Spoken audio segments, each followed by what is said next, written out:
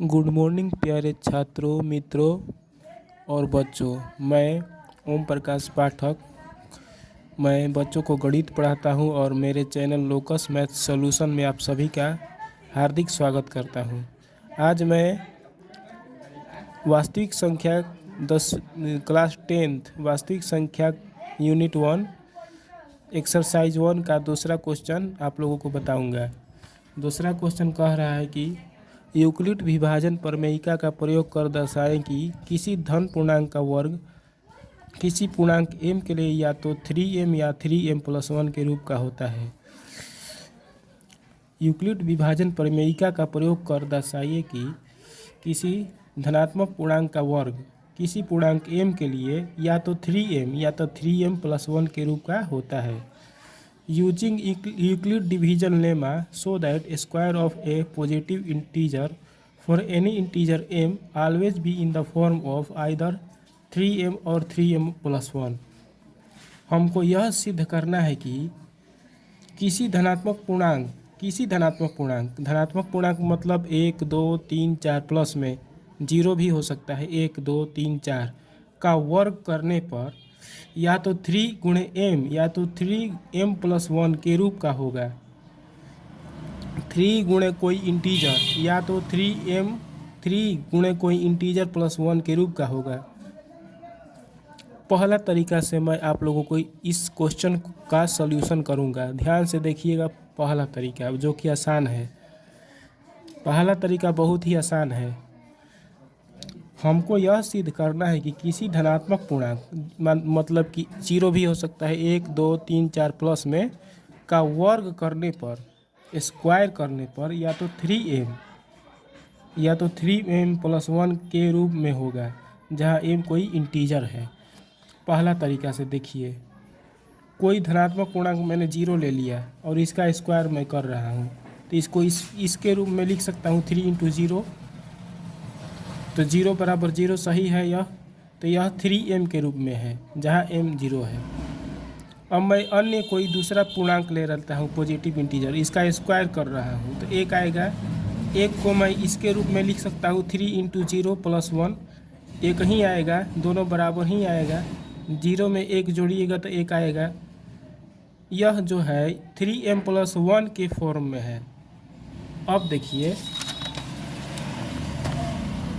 अब मैंने 2 ले लिया, पॉजिटिव इंटीजर 2 ले लिया और इसका मैंने वर्ग किया, तो 2 का स्क्वायर मैंने किया तो 2 × 2 लिखा सकता है। तो 2 × 2 करिएगा तो 4 आएगा। तो 4 को इस प्रकार आप लिख सकते हैं 3 × 1+1, 3 × 1 3 और 1 जोड़िएगा तो 4 आ जाएगा। तो यह किसके रूप में है? 3m+1 के फॉर्म में है, जहाँ m का मान 1 है। क्लियर है यह?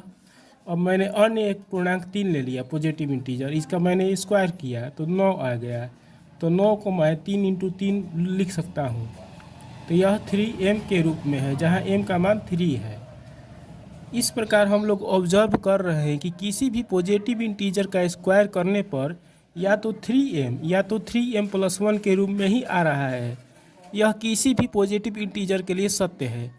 इस प्रकार किसी भी धन पूर्णांक का वर्ग करने पर या तो 3m या तो 3m+1 के रूप में होता है, जहां m कोई इंटीजर है। यह साबित हो गया फर्स्ट मेथड से। अब सेकंड मेथड ध्यान से देखिए।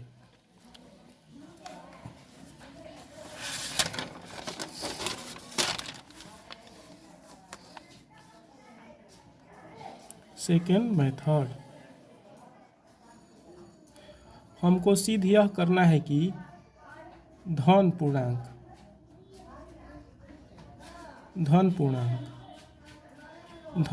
मतलब पॉजिटिव इंटीजर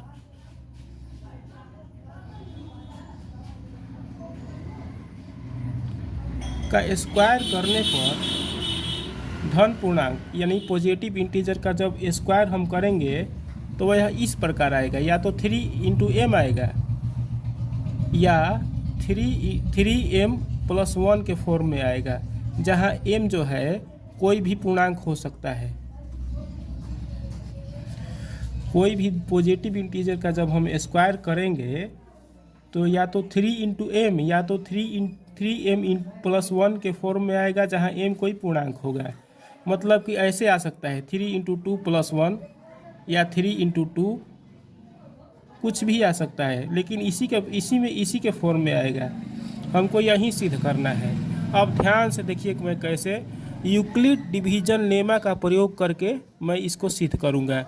मैंने पहले प्रथम विधि में प्रैक्टिकली सिद्ध किया था, अब मैं थ्योरेटिकली इसको सिद्ध करूँगा यूक्लिड डिवीजन लेमा का प्रयोग करके।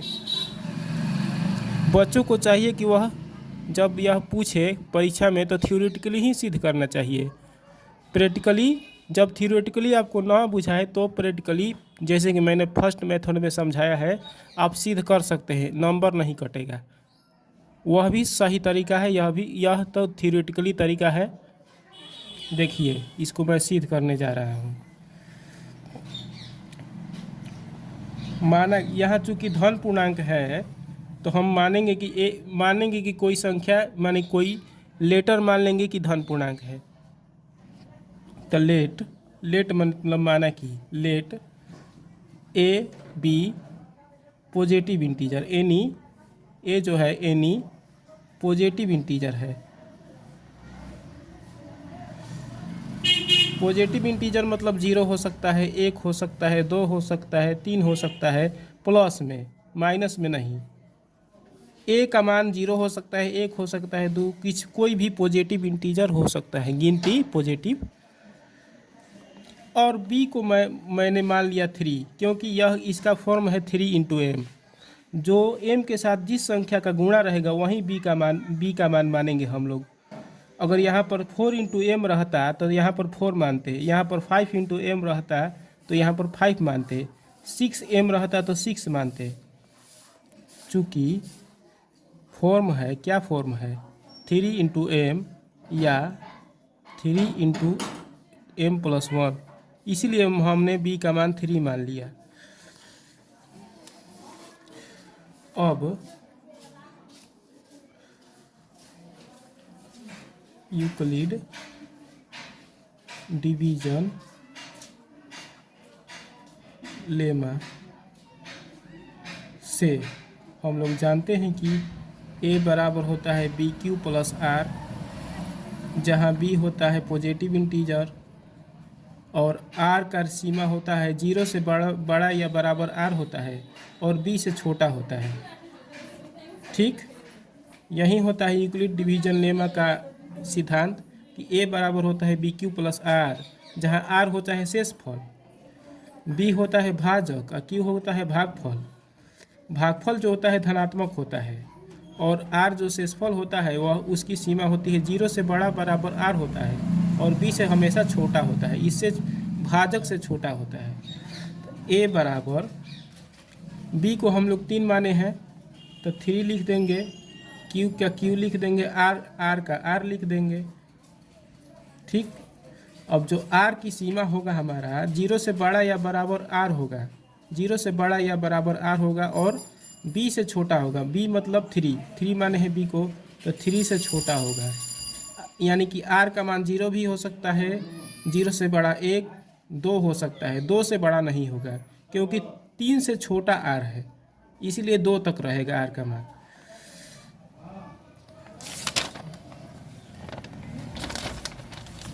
अब ध्यान से देखिए, अब केस 1, r का मान क्या क्या है, 0 है, 1 है, 2 है, 2 से बड़ा नहीं है। तो केस 1 में हम केस 1 में लिखेंगे जब r बराबर 0 हो, जब r बराबर 0 हो तब a बराबर है 3q + r, यही ना है 3q + r। लेकिन a जो है धनात्मक इंटीजर है, a जो है पॉजिटिव इंटीजर है, तो a बराबर लिखेंगे 3q + r के जगह पर 0 कर देंगे, 0 है तो यहाँ पर a बराबर 3q हो गया। पॉजिटिव इंटीजर है, इसका वर्ग हम लोगों को करना है तो a² कर दिए। वर्ग को साबित करना है कि 3m या 3m+1 के फॉर्म में आ रहा है कि नहीं, a² कर दिए हम लोग, तो 3q का स्क्वायर हो जाएगा, तो 3 का स्क्वायर 9 होता है, q² हो गया। तो 3 × 3 क्यू² हम लोग लिख सकते हैं इस प्रकार। हम इसको m मान सकते हैं क्योंकि इंटीजर में इंटीजर से गुणा करके इसका स्क्वायर करने पर भी इंटीजर ही आएगा। अतः हम लोग 3 × इसको m मान सकते हैं, जहाँ 3q² बराबर m बराबर इंटीजर। अतः इसका रूप 3m + 1 3 × m का रूप में आ गया। यह 3m के फॉर्म में आ गया। अब केस 2 देखिए।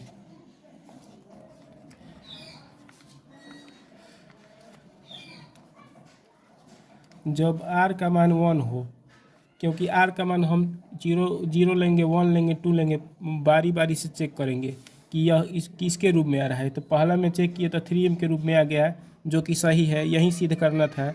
अब दूसरा में चेक करते हैं कि किसके रूप में आ रहा है। तो हमारा है a बराबर bq + r है।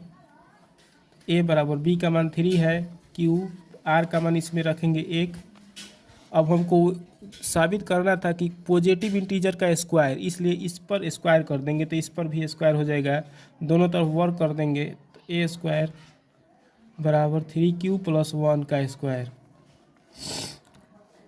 तो a + b का स्क्वायर, तो a² + b² + 2 × a × b, तो 9q² हो जाएगा, 1 हो जाएगा, 6q हो जाएगा। तो इसमें से इसमें और इसमें इसको एक जगह लिख देंगे। 9q² + 6q को एक जगह लिख देंगे, एक को इधर लिख देंगे। ठीक, इसको एक जगह लिख देंगे और एक को लास्ट में लिख देंगे। अब आगे देखिए, हमारा आ गया कि a² बराबर 9q² + 6q + 1 आ गया। तो a² बराबर इसमें से 3 कॉमन कर लेंगे। तो 3 कॉमन कर लेंगे तो ये इसमें बचेगा 3q², इसमें बचेगा 2q + 1। अब इसका मान हम लोग m मान सकते हैं, क्योंकि किसी भी इंटीजर का स्क्वायर करके 3 से गुणा करिएगा तो भी इंटीजर आएगा, और इंटीजर में 2 से गुणा करिएगा तो भी इंटीजर आएगा, और दोनों को जोड़िएगा तो भी इंटीजर ही आएगा। इसलिए इसको हम m मान सकते हैं। 3m + 1, जहाँ m का मान हम लोग माने हैं 3q² + 2q। तो यह 3m + 1 के फॉर्म में आ गया। पहला केस में 3m के फॉर्म में आया था, दूसरा केस में 3m + 1 के फॉर्म में आ गया, जो कि सही है। अब तीसरा केस चेक करिए। जब r का मान 2 हो तब क्या आता है, देखिए। तो a बराबर है bq + r, रिलेशन यही न है, यूक्लिड डिवीजन लेमा का रिलेशन, कि a बराबर bq + r होता है। तो a बराबर b का मान 3 है, 3 माने हैं, q का q, r के जगह पर 2 लिखेंगे। अब चूंकि स्क्वायर हमको साबित करना है कि पॉजिटिव इंटीजर का स्क्वायर, इसी कारण से दोनों तरफ वर्क कर देंगे। स्क्वायर कर दिए, इस पर भी अब स्क्वायर कर देंगे, क्योंकि हमको यही साबित करना था कि पॉजिटिव इंटीजर का स्क्वायर किसके फॉर्म में होता है, इसी कारण से स्क्वायर कर दिए। तो a + b के होल स्क्वायर, तो a का स्क्वायर 9q का स्क्वायर हो जाएगा, +4 2 का स्क्वायर + 2ab, 3 दूनी 6 दूनी 12q। इसको और इसको एक जगह लिख देते हैं, 9q² + 12q + 4 लास्ट में। अब 9q² + 12q + 4 को हम लोग इस प्रकार लिख सकते हैं, 3 + 1। 4 को लिख सकते हैं 3 + 1। अब इसमें से तीनों में से 3 कॉमन कर लेंगे। 3 कॉमन मैंने कर लिया तो q² बच गया, यहाँ पर 4q, यहाँ पर 1 बच गया, +1। इसको हम m मान सकते हैं, क्योंकि इंटीजर का स्क्वायर इंटीजर ही होता है, इंटीजर में 4 से गुना इंटीजर ही, और इसको सरल करिएगा तो लास्ट में इंटीजर ही आएगा, इसलिए m मान लिए हम। तो 3 इंटू एम प्लस 1, ये वाला 1, इस तीनों को हमने m मान लिया, तो 3 इंटू एम आ गया प्लस 1, ये वाला। तो देखिए अब तीसरा केस में 3m प्लस 1 ही आ रहा है, दूसरा केस में 3m प्लस 1 आ रहा है, पहला केस में 3m आ रहा है। हमारा 3 ही केस हमको चेक करना था, तीनों केस में या तो 3m प्लस 1 आ रहा है या तो 3m आ रहा है। पहला केस में 3m आ रहा था, बाद वाला दोनों केस में 3m प्लस 1 ही आ रहा है। अतः हम यह कह सकते हैं कि किसी भी धन पूर्णांक का वर्ग या तो 3m या तो 3m प्लस 1 आता है। अतः किसी भी